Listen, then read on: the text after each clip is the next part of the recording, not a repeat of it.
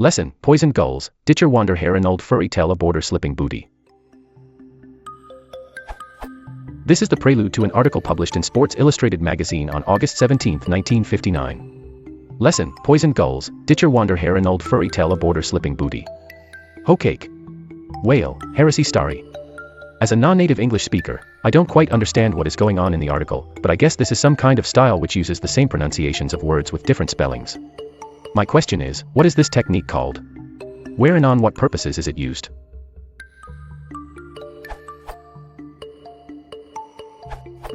The link you provided goes to page 4 of the entire article. The following paragraph precedes what you have quoted and I believe is quite helpful. Slipping booty. 5 years ago this week the first issue of Sports Illustrated was published and, in the line of parlor games, we included a highly improbable fiction called Ladle Rat Rotten Hut by Howard Chase, a language teacher at Miami University, Ohio. With an insidious knack for distorting the spoken word when putting it on the printed page, Chase blithely started his story, Once Upon Term, for Once Upon a Time, and let the reader struggle on from there. Read aloud, and preferably in company, Professor Chase's Framis constructions made a sense of their own. So much so, indeed, that a collection of them, titled The Anguish Languish, was published in book form by Prentice Hall in 1956.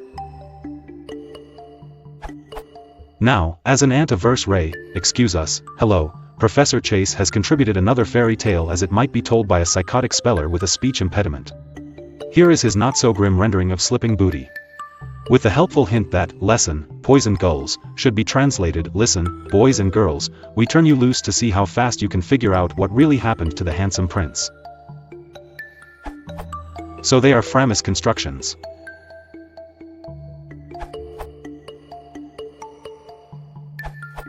For a little more context, the preamble to that story in the article you linked says, edit, I took this long block out since it was included in Cornbread Ninja's answer as well. The first line.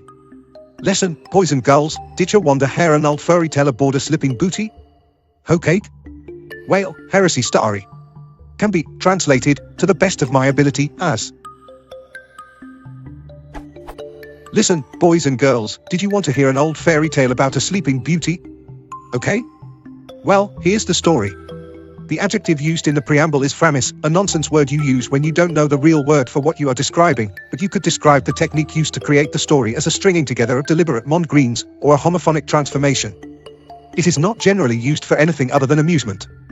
There is a popular party game here in the US, and elsewhere, I imagine, called Mad Gabs, which utilizes similar constructions.